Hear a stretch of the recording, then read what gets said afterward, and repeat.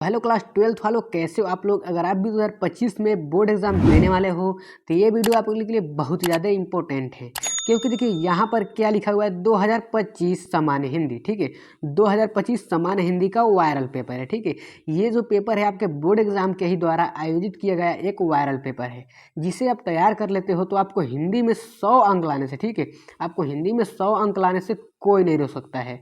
अगर आप इसे अच्छी तरीके से तैयार करके जाओगे तो 100 अंक जरूर मिल जाएगा और 100% यही आपके पेपर में पूछे जाने वाला है। यहाँ पर कोड देखिए 423HJ और यहाँ पर क्या है 105। ठीक है, यहाँ पर आपको अनुक्रमांक भरना होता है और यहाँ पर आपको नाम भरना होता है। और आप 12th क्लास में हो ना, 12th क्लास के सभी विषय होते हैं। और देखिए सभी विषय कितने पेपर बनते हैं आप लोग जानते होंगे कि 7 सेट पेपर बनते हैं। ठीक है, 7 सेट पेपर बनते हैं। अब आपका जितने भी विषय हैं सभी विषय के मैं 7 सेट का पेपर सोल्व कराऊंगा, तो चैनल को सब्सक्राइब कर लीजिए। यहाँ पर खंड क आ जाता है। ठीक है, यहाँ पर खंड क आ जाता है बहुविकल्पीय प्रश्न।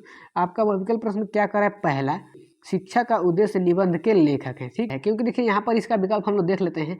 यहाँ पर दिया गया है शिक्षा के उद्देश्य के निबंध के लेखक कौन है। इसका आंसर जानते हो तो जल्द से जल्द कमेंट कर दीजिए और चैनल को जरूर सब्सक्राइब कर लीजिए। मैं आपको बार बार यही बता रहा हूँ। यहाँ पर क्या लिखा है, भारतेंदु हरिश्चंद्र या फिर संपूर्णानंद या फिर मोहन राकेश या फिर रामकृष्ण दास। ठीक है, तो देखिए यहाँ पर इसका आंसर आप लोग जानते हो क्या है, आपका संपूर्णानंद। ठीक है, आप लोग तो जानते हो इसका आंसर क्या है, शिक्षा का उद्देश्य के निबंध के लेखक कौन है, संपूर्णानंद है। इसी प्रकार से ख प्रश्न आप लोग देख लीजिए। यहाँ पर क्या है, लल्लू लाल की रचना है। ठीक है, लल्लू लाल की रचना कौन है, सुख सागर है या फिर प्रेम सागर है या फिर परीक्षा गुरु है या फिर रानी केतकी की कहानी। तो आप लोग इसका भी आंसर जानते हो। इसका आंसर क्या है, आपका दूसरा सही है, प्रेम सागर। ठीक है, उसी प्रकार से यहाँ पर आप लोग यहाँ पर ग प्रश्न देख लीजिए। क्या लिखा हुआ है, पर्दा कहानी के लेखक हैं। ठीक है, पर्दा कहानी के लेखक कौन है। ये भी बहुत ही ज़्यादा आसान है, तो अच्छी तरीके से इसका कमेंट कर दीजिए आंसर। हालांकि मैं आपको बताता चल रहा हूँ। यहाँ पर ये क्या है, प्रेमचंद जी हैं या फिर यश जयशंकर प्रसाद या फिर अमरकांत या फिर यशपाल।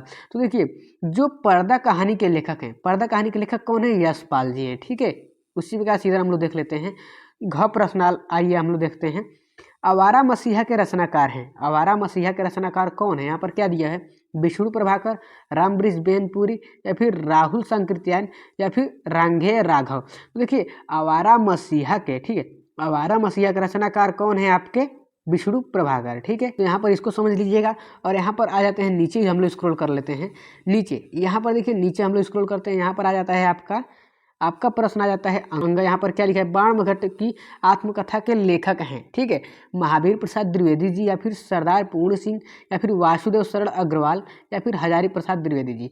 अब देखिए मैं तो इसका आंसर बताते चल रहा हूँ। ठीक है, लेकिन अगर आप इसका PDF चाहते हो ना, तो हमारे चैनल के नाम से टेलीग्राम चैनल बना हुआ है, डिस्क्रिप्शन में उसका लिंक मिल जाएगा, वहाँ जाकर ज्वाइन हो जाइएगा और इसका आप लोग PDF डाउनलोड कर लीजिए। ठीक है, इसका आप लोग PDF डाउनलोड कर लीजिएगा अच्छी तरीके से और तैयार करके जाइएगा। 100% यही पेपर आपके एग्जाम में फंसने वाला है, तो अच्छी तरीके से तैयार कर लीजिएगा, क्योंकि देखिए ये वायरल प्रश्न पत्र है। और हाँ, चैनल को सब्सक्राइब करते चलिएगा जिससे आपकी तैयारी बेहतर हो सके। ठीक है, तो यहाँ पर हमने देखा बाणभट्ट की आत्मकथा के लेखक हैं। कौन है आपके बाणभट्ट की आत्मकथा के लेखक, कौन है आपके, डॉक्टर हजारी प्रसाद द्विवेदी जी। ठीक है, डॉक्टर हजारी प्रसाद द्विवेदी जी। उसी प्रकार से हम यहाँ पर देख लेते हैं कमायनी। ठीक है, कमायनी किस युग की रचना है। ठीक है, कमायनी किस युग की रचना है, द्विवेदी युग या फिर छायावादी युग या फिर भारतेंदु युग या फिर प्रगतिवादी युग। तो इसका विकल्प संख्या आपका क्या है, दूसरा सही है, छायावादी युग। ठीक है, देखिए जितने प्रश्न है बहुत ही इंपॉर्टेंट है और बहुत ही आसान है, तो इसका आंसर आप लोग जानते भी होंगे। और जानते हैं तो सबसे पहले आप लोग कमेंट कर दीजिए। देखिए अगर आप लोग कमेंट करते हो तो मैं देखिए कम्युनिटी पोस्ट में डालूंगा आपका नाम, कौन बंदा कौन छात्र कमेंट कर रहा है। ठीक है, सबसे ज़्यादा जो कमेंट करेगा उसको एक गिव भी दिया जाएगा, प्राइज भी दिया जाएगा।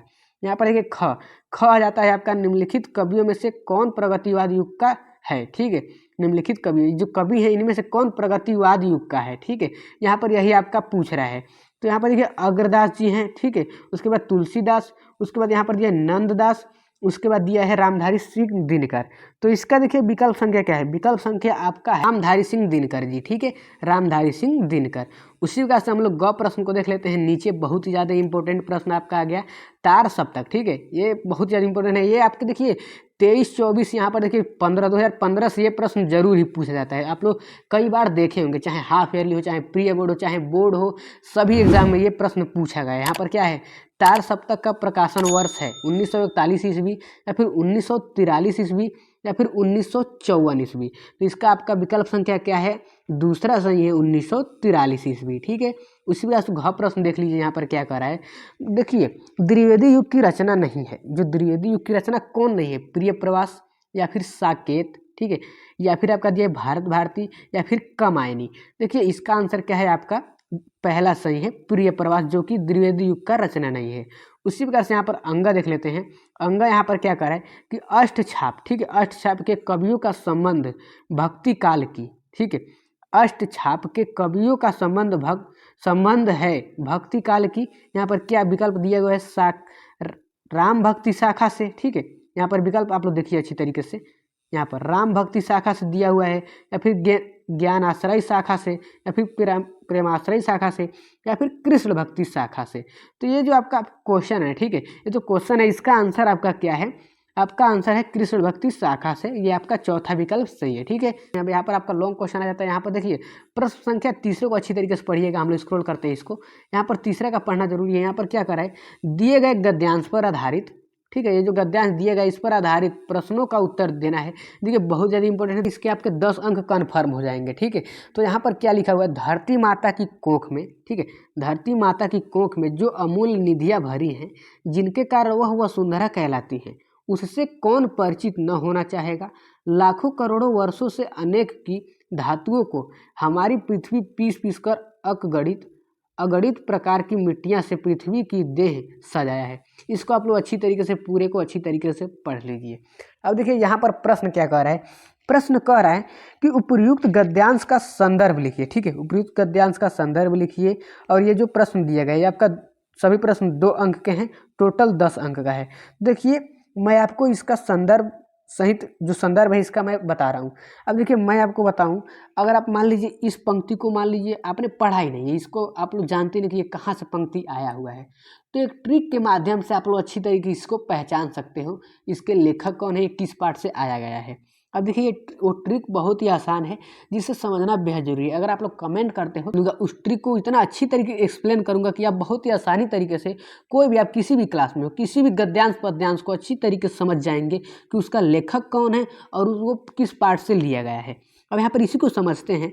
यहाँ पर देखिए अब इसको हम लोग जानेंगे कि इसके लेखक और जो पार्ट है किससे लिया गया है। अब यहाँ पर समझिए, यहाँ पर क्या है?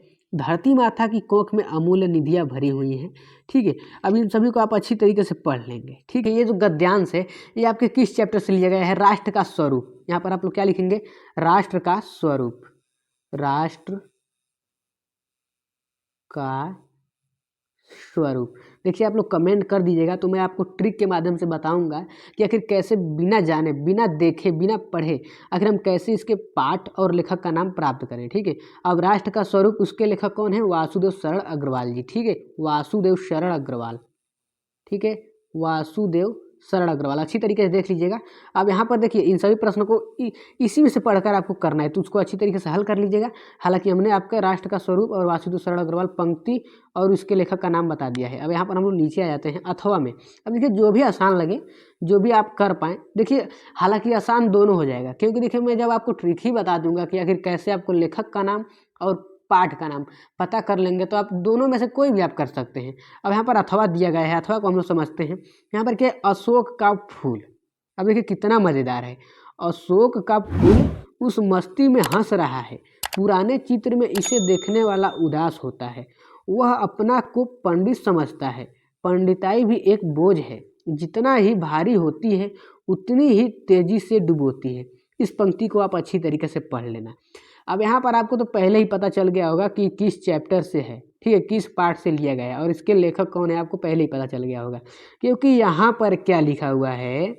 अशोक के फूल। अब आपने थोड़ा सा भी तो कहीं ना कहीं सुना होगा। अरे ऐसे छात्र हैं कि नहीं पढ़े हैं, कभी नहीं देखे हैं, तो आपने तो कभी कभी सुना ही होगा। और वैसे छात्र जो पढ़ते हैं वो तो तुरंत जान गए होंगे। अब देखिए अशोक के फूल, ये क्या है? आपका पाठ है। अशोक के फूल ये क्या है? आपका पाठ है। ठीक है, इस पाठ से लिया गया है और इसके लेखक कौन है? हजारी प्रसाद द्विवेदी जी है। हजारी प्रसाद द्विवेदी जी हैं। ठीक है, अगर आपको नहीं आता, देखिए आखिर इस पंक्ति में ही, इस गद्यांश में ही आपका आंसर छिपा हुआ था। आपका पहला आंसर मिल गया कि नहीं? तो इसको अच्छी तरीके से इसको भी देख लीजिएगा आप लोग। और हाँ, कमेंट जब कर देंगे ना आप लोग, तो मैं ज़रूर बताऊंगा कि आखिर कौन सा वो ट्रिक है जिसके माध्यम से आप पहचान सकते हो। तो यहाँ पर हमने आपका गद्यांश कंप्लीट हो गया। यहाँ पर हम लोग नीचे आते हैं पद्यांश पर, ठीक है। प्रश्न संख्या चौथे को पढ़ते हैं। ये भी आपका 10 ही अंक का है। कितने अंक का है? 10 अंक का है। गद्यांश पद्यांश दोनों मिलाकर 20 अंक का होता है। अब यहाँ पर देखिए, इसको हम हल करते हैं। यहाँ पर वही है, दिए गए पद्यांश, ठीक है। यहाँ पर क्या लिखा है? दिए गए पद्यांश पर आधारित निम्नलिखित प्रश्नों के उत्तर दीजिए। यहाँ पर क्या है? पढ़िए इसको। दुर्बलता का ही चिन्ह विशेष शपथ है, पर औलाजन के लिए कौन सा पथ है? यदि मैं उकसाई गई भरत से होऊं, तो पति समान ही स्वयं पुत्र भी खोऊं। अब देखिए यहाँ पर समझिए इसको।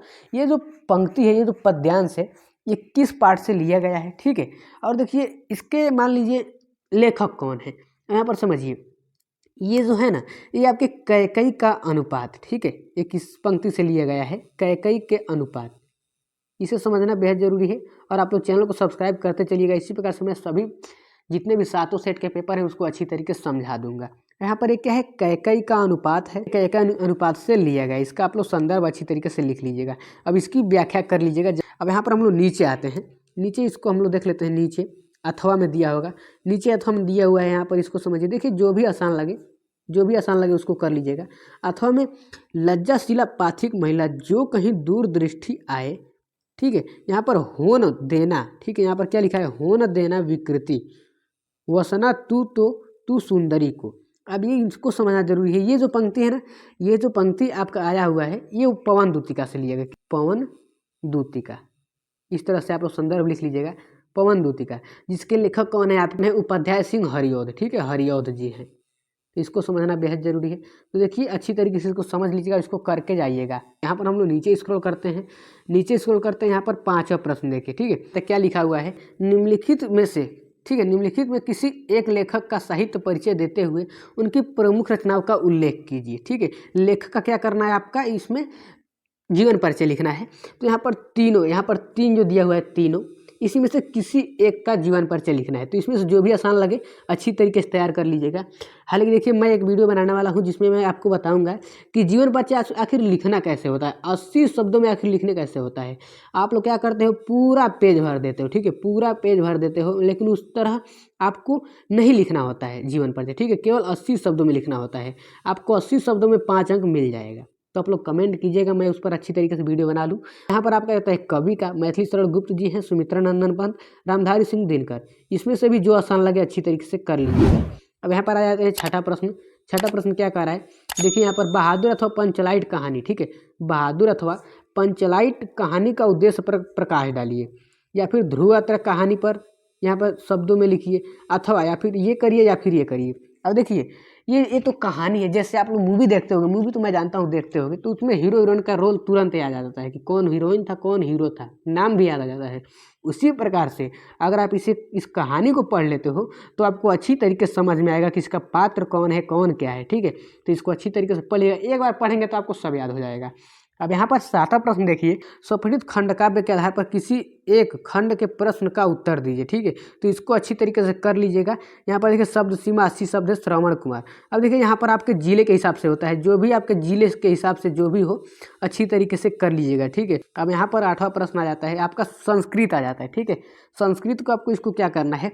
संदर्भ और हिंदी अनुवाद करना है। इसको क्या करना है कि संदर्भ करना है और इसका हिंदी अनुवाद करना है। अब यहाँ पर देखिए, यहाँ पर क्या लिखा है? महामना, ठीक है। महामना विद्वान, वक्ता, धार्मिको, नेत्र, पटु। अब देखिए इसको भी आप इसका पाठ का नाम कैसे जानेंगे? तो देखिए बहुत ही आसान है। यहाँ पर देखिए पहला समझिए। यहाँ पर देखिए क्या लिखा है? महामना, ठीक है। महामना। अब देखिए महामना से आपको याद आ जाएगा कि ये किस पाठ का है? ये 6ठे पाठ का है, महामना मालवीय। आप लोग संदर्भ में क्या लिखेंगे? महामना मालवीय पाठ से ये लिया गया है, ठीक। अब यहाँ पर अथवा जाता है, ठीक है। तो इसमें तो जो भी आसान लगे अच्छी तरीके से कर लीजिएगा। हम नीचे जाते हैं। यहाँ पर ख प्रश्न पे देख लीजिए। यहाँ पर ख दिए गए पद्यांशों, ठीक है। यहाँ पर क्या है? दिए गए पद्यांशों में से किसी एक का संदर्भ सहित हिंदी अनुवाद कीजिए। ये भी उसी प्रकार सा है, इसका संदर्भ सहित हिंदी अनुवाद करना है।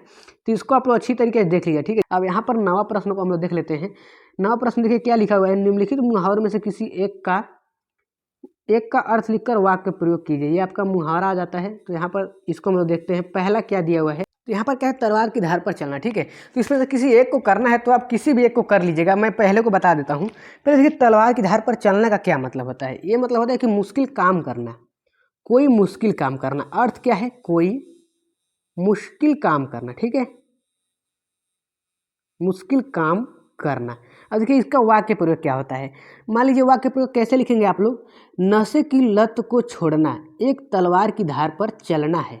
ठीक है, एक शराबी के लिए नशे की लत को छोड़ना क्या है, एक तलवार की धार पर चलना है।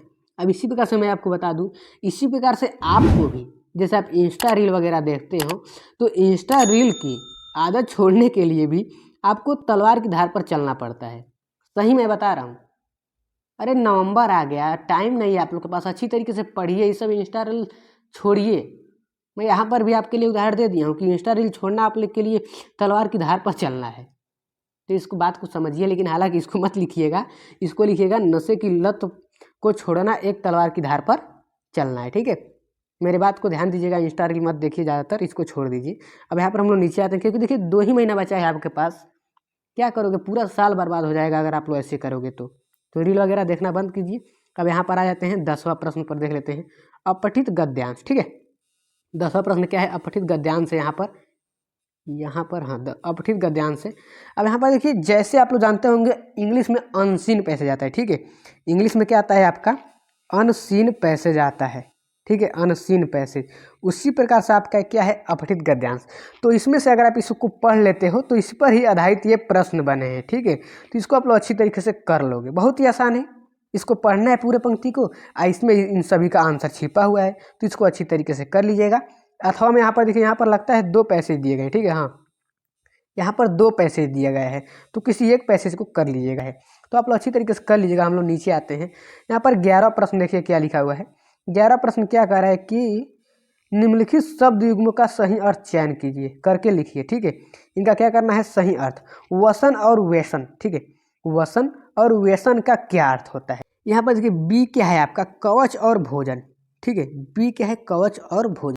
तो यहाँ पर इसी प्रकार से दूसरा प्रश्न देखते हैं, क्या लिखा हुआ है, अम्बुज और अम्बुद। ठीक है, क्या दिया है, अम्बुज और अम्बुद। इसका भी आपको क्या करना है, सही अर्थ चयन करना है। तो हम लोग नीचे पहले विकल्प देखते हैं। ठीक है, नीचे विकल्प देखते हैं, इसका नीचे विकल्प क्या दिया है, बादल और समुद्र। अम्बुज, यहाँ पर क्या दिया है, अम्बुज। यहाँ पर समझिए इसको, यहाँ पर अम्बुज का अर्थ दिया गया है, अम्बुज का अर्थ यहाँ पर। अब देखिए, अम्बुज का अर्थ बादल और समुद्र होता है, या फिर जल और कमल होता है, या फिर कमल और बादल होता है, या फिर समुद्र और कमल होता है। तो इसका आंसर क्या है, आप लोग जानते होंगे, बहुत ही आसान है, कमल और बादल। ठीक है, कमल और बादल इसका आंसर हो गया। ठीक है, कमल और बादल। अब उस प्रकार से हम लोग नीचे आ जाते हैं। नीचे देखिए क्या लिखा हुआ है, ख प्रश्न देख लीजिए, इसको हम लोग और स्क्रॉल कर लेते हैं। हाँ, यहाँ पर देखिए क्या दिया हुआ है, निम्नलिखित शब्दों में से किसी एक शब्द के 2 अर्थ लिखिए। निम्नलिखित शब्दों में से किसी एक शब्द के 2 अर्थ लिखिए। यहाँ पर क्या दिया है, अंबर, पट, विधि, नाग। ठीक है, ये दिए गए हैं, इसमें से क्या करना है, किसी एक का करना है। तो जो भी आसान लगे आप लोग कर लीजिएगा। मैं आपको बता देता हूँ अंबर का। ठीक है, अंबर का एक अर्थ क्या होता है, अंबर का अर्थ होता है आकाश। ठीक है, अंबर का एक अर्थ होता है आकाश, और दूसरे का अर्थ होता है वस्त्र। ठीक है, अंबर और वस्त्र 2 ही अर्थ लिखना था, हालांकि इसके अर्थ बहुत ही ज़्यादा होते हैं, तो आप लोग इसको अच्छी तरीके से कर लीजिएगा। यहाँ पर ग प्रश्न देखिए क्या करें, निम्नलिखित वाक्यांशों के लिए एक शब्द का चयन करके लिखिए जो आंखों के सामने हो, उसे हम लोग क्या कहते हैं, जो आंखें के सामने उसे क्या कहते हैं, तो उसे क्या कहते हैं, प्रत्यक्ष कहते हैं। ठीक है, उससे इसका विकल्प संख्या 20 सही है, प्रत्यक्ष कहते हैं। वीडियो लंबी होती जा रही है, तो इसे मैं अच्छी तरीके से जल्दी जल्दी बता देता हूँ, प्रत्यक्ष कहते हैं। ठीक है, अब उसी प्रकार से यहाँ पर दूसरा देखिए, दूसरा क्या है, जानने की इच्छा रखने वाला। ठीक है, जानने की इच्छा रखने वाले को हम लोग क्या कहते हैं, तो यहाँ पर जानकार कहते हैं, या फिर ज्ञानी कहते हैं, या फिर जिज्ञासु कहते हैं, या फिर बुद्धिमान कहते हैं। तो इसका आंसर क्या है आपका, जिज्ञासु कहते हैं उसको। ठीक है, उसी प्रकार से घ देख लीजिए, घ क्या करे कि निम्नलिखित में से किसी 2 वाक्यों को शुद्ध करके लिखिए। इसमें से क्या करना है, किसी 2 वाक्यों को शुद्ध करके लिखना है। तो यहाँ पर क्या लिखा है, किन्हीं 2 को हम शुद्ध करते हैं, तो यहाँ पर इन दोनों में से दोनों को शुद्ध कर देते हैं। यहाँ पर लिखा है तुम तो कुर्सी पर बैठे हो, तो इसको हम लोग शुद्ध करेंगे तो क्या हो जाएगा, तुम तो कुर्सी पर बैठे हो, बैठे है लिखा है। ठीक है लिखा है, तो हम लोग क्या हो जाएगा, तुम तो कुर्सी पर बैठे हो। और यहाँ पर इस सरोवर में अनेकों कमल खिले हैं, तो इसका शुद्ध क्या हो जाएगा, इस सरोवर में अनेक कमल खिलते हैं। ठीक है, उसी प्रकार से आपका 12वां प्रश्न यहाँ पर हम लोग देख लेते हैं, स्क्रॉल करते हैं ऊपर। पर यहाँ पर देखिए क्या लिखा हुआ है, यहाँ पर लिखा है वीर रस। ठीक है, वीर रस हास्य रस स्थायी भाव, ठीक है, ये बहुत ज़्यादा इंपॉर्टेंट है। हर साल यही क्वेश्चन पूछा जाता है आपके पेपर में, हर साल यही क्वेश्चन पूछा जाता है आपके पेपर में। ठीक है, वीर रस हास्य रस स्थायी भाव, श्लेष अथवा उत्प्रेक्षा अलंकार, दोहा अथवा सोरठा छंद। ठीक है, तो इन सभी में से इनमें से किसी एक पर उदाहरण लिखना है और परिभाषा लिखना है। इनमें से किसी एक पर, इनमें से किसी एक पर, किसी एक ही पर लिखना है। अब यहाँ पर देखिए इसको कैसे करेंगे। देखिए ये तो आप कहीं से भी अच्छी तरीके से तैयार कर लीजिएगा, लेकिन देखिए इसका मेन होता है कि उदाहरण जल्दी याद नहीं होता है। तो देखिए अगर आप कमेंट करेंगे तो मैं इन सभी का उदाहरण इतना अच्छी तरीके से बता दूंगा कि आप केवल उसे पढ़ लोगे तो याद हो जाएगा। इतना आसान आसान उदाहरण आपको बताऊँगा इन सभी का। तो अच्छी तरीके से कमेंट भी कर दीजिएगा और चैनल को सब्सक्राइब भी कर लीजिएगा। यहाँ पर देखिए बैंक खाते खोलने के लिए प्रबंधक को आवेदन पत्र पर प्रार्थना लिखिए। आपका 6 अंक का इसी भी तैयार कर लीजिएगा यहाँ पर, या फिर अथवा में दिया हुआ है इसको, या फिर इसको तैयार करके जाइएगा। यहाँ पर 14 प्रश्न आ जाता है। निम्नलिखित विषयों पर अपनी भाषा शैली पर निबंध लिखे। ठीक है, ये 3 दिया हुआ है, हालांकि 4 दिया होता है। नीचे एक बार देख लेते, नीचे है क्या। यहाँ पर देश का बेरोजगारी की समस्या, आतंकवाद की समस्या और समाधान, वृक्ष का महत्व, या फिर नीचे भी दिया होगा, हाँ नीचे दिया गया है विद्यार्थी और राजनीति, देश की समृद्ध समाचार पत्रिका। तो इनमें से जो भी आसान लगे, मैं आपको बता दूं, इन सभी में से, इन 5 में से जो भी आसान लगे इसको अच्छी तरीके से आप करके जाइएगा। अब देखिए सभी प्रश्न आपके समाप्त होते हैं, हालांकि मैंने आंसर भी बता दिया है। अब देखिए हमें आपसे अगर है कि देखिए हम भी आपके लिए इतना मेहनत करते हैं, ठीक है, कहाँ से आपका पेपर प्रोवाइड कराते हैं, इतना अच्छी तरीके से तैयारी कराते हैं। हमें कुछ नहीं चाहिए, निःशुल्क शिक्षा है, आपसे 1 रुपये की मांग करते हैं, केवल आप सबका प्यार चाहिए। तो प्लीज़ अपना प्यार दिखाइए, चैनल को सब्सक्राइब कीजिए, वीडियो को लाइक कीजिए और अपने दोस्तों में भी शेयर कीजिए।